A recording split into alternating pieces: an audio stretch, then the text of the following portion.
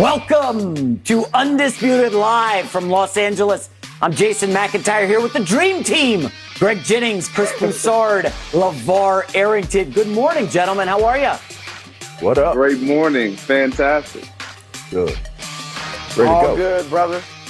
Glad everybody's fired up. NBA playoffs are here. Let's get started. Despite ending the regular season on a 5-game winning streak, the Lakers will face the Warriors in the play-in tournament on Wednesday. Lakers fans had a brief scare last night when LeBron appeared to tweak his right ankle, slow to get up. But after the game, LeBron said he'll be fine.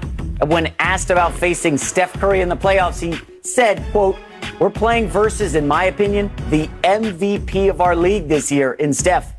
We got to be prepared for everything they have. They got championship DNA." So Chris Broussard, on a scale of 1 to 10, how confident are you in LeBron's Lakers making it out of the West? Well, before he went down with the little ankle tweak near the end of the game, I was a 7.5. Now I'm a 7.0. All right, so I clearly have the Lakers favored to win. And look, it's possible in a one-game situation that they even fall to Golden State. Maybe Steph Curry gets hot. Maybe the groin bothers AD or the ankle with LeBron, and they could lose that. But they would beat Memphis, San Antonio, whichever team they play then. And so I clearly think the Lakers will come out of the West or have a great shot at coming out of the West. I really think, and look, I know LeVar Arrington is about to sing the praises of the Utah Jazz. And congratulations, Jazz. You've had a nice regular season.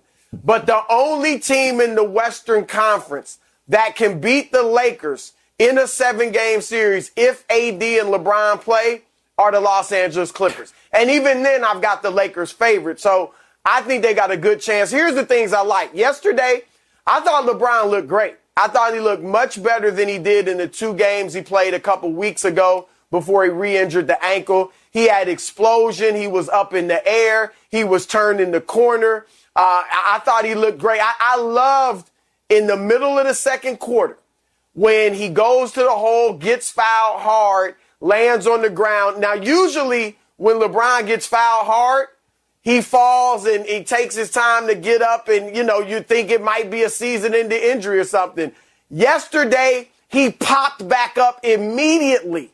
And it was like he was sending a message to the rest of the league saying, yeah, playoff LeBron is in the house. So I love the attitude that he displays. Secondly, AD, I know yesterday only 14 points, but the last few games, he has shown signs of the old AD. Had 42 and 12, had 36 and 12, had some 3 blocks in one of the games. So AD is looking better. And then over these last 5 games when the Lakers have been winning, AD and Andre Drummond have actually played well together. They've been a +9 net rating on the floor together.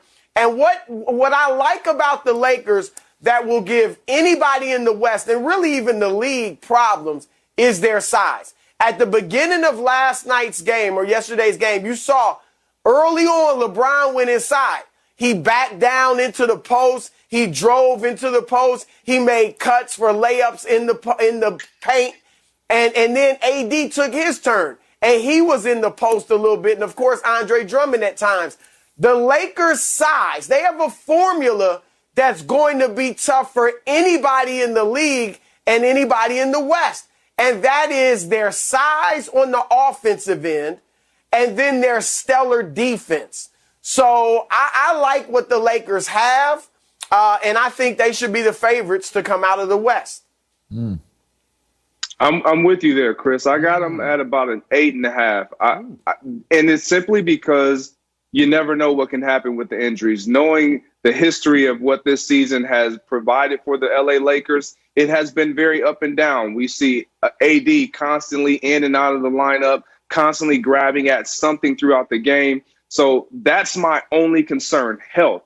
Barring they are healthy, I think that the Lakers win out of the West. They come out of the West simply because of something that you said. There's 2 things you mentioned, Chris, attitude and then their size. When we talk about attitude, you think about the greats. There's something that ticks on the inside of them come time of this season, which it's a completely different type of game. It's a completely different type of mentality. And I know a lot of people are like, well, you can't turn it on, you can't turn it off. Yeah, but you can when you're that great. And we've seen Tom Brady hit a switch and elevate everybody in that locker room. And then they went on to do something special this past year. And now we see LeBron having the same opportunity being awaited just this moment. It never was about the regular season. And when you get this deep in your career and you still have this type of talent that you can available to your team and to your personnel, like, you show up when it counts. And that's what LeBron is speaking of. Like, it doesn't matter who we got. It doesn't matter our seeding. Time is now. I'm going to be fine. Now, again, everyone's going to look at that ankle and try to test and make sure. But if they can run through LeBron, get AD involved early and often, and then again to the length, defensively, that's their calling card. If they can get stops, if they can defend and they can prevent, I'm going to just speak to the Clippers, because that's who I feel too, as you alluded to, Chris, is their biggest opponent. If they can stop and get those guys off of their game and get perimeter play from their backcourt, Dennis Schroeder, and then we talk about KCP, how he came up big last season, then they have a really, really good chance of repeating, in my opinion. I'm going with a 6. Just above 500, not close enough to 100. I don't want to go up close to 10, and I don't want to live down at the 1. Listen, you want to qualify it and say LeVar is going to say the Utah Jazz. You're right, I'm going to say the Utah Jazz, because I am a believer in the Utah Jazz. And listen, here's the thing about the Lakers, right? I've determined and I've come to the conclusion, I'm not a Lakers hater, but what I am is a Laker. I am a Laker magnifying glass. I am a microscope, so to speak, and I've put it under. I put it on the Petri dish, or took it on, put it on the slide, put it under the magnifying glass, and you know what I see? This big word, if. We should call them the LA Ifers. You know why? Because I think I counted at least 20 ifs in both of y'all's statement about, and discussion point about the Los Angeles Lakers, the ifers. And the thing about it is, if we're going to continue to say, if LeBron is this, if AD is this, if the Lakers can do this, if Dennis Schroeder can stay away from protocols for COVID, if we have all of these things, if. I'm so sick and tired of hearing about ifs. And for me, when I look at what's going on here, I just want to look at one real fact that plays into the factors of why I look at the Utah Jazz and say they can do it. The Jazz versus teams over 500. They're 21-13. The Lakers versus teams over 500. They're 20-21. That's 42% versus 60%. When I look at what they're going to do in the playoffs, to sit there and say, okay, yes, LeBron James can play at a higher level, but so is everybody else. Yes, AD can play at a higher level, but so is everybody else. I am so tired of this bandwagon mentality that we have towards this LA Ifers team. And J-Mac, if I'm saying who's coming out of the West, it's not the Lakers that I have set as the first team. They're probably a 1A or a 2A if you're asking me. I think there's several other teams that I would look at, including the Utah Jazz. So if you're scoring at home, boys and girls, LeVar was at a 6. Chris Wishy-Washy Broussard was like a 7, 7.5. Greg Jennings a touch higher.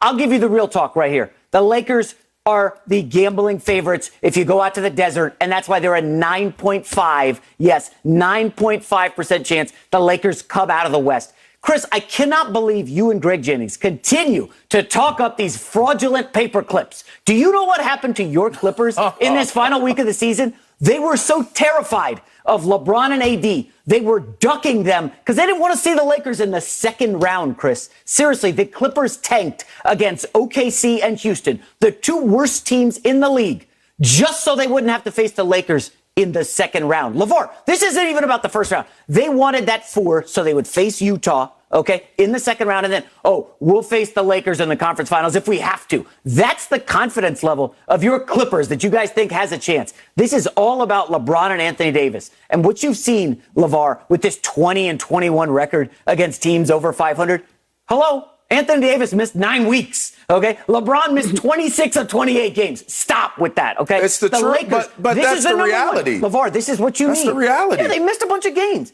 The Lakers, despite losing AD and LeBron, 2 top 10 guys in the league, for so long, were the number 1 ranked defense in the NBA at the end of the season. And it's all about defense. In a year where offense has ruled the NBA, we're seeing some historic offensive efficiency throughout the NBA. What are the Lakers? Number 1 in defense. When the rest of the league zigs, we got to do offense. We got to shoot threes. Clippers led the league in three-point shooting. Who cares? It's all about defense. The Lakers will rule defensively. They will come out of the West without question.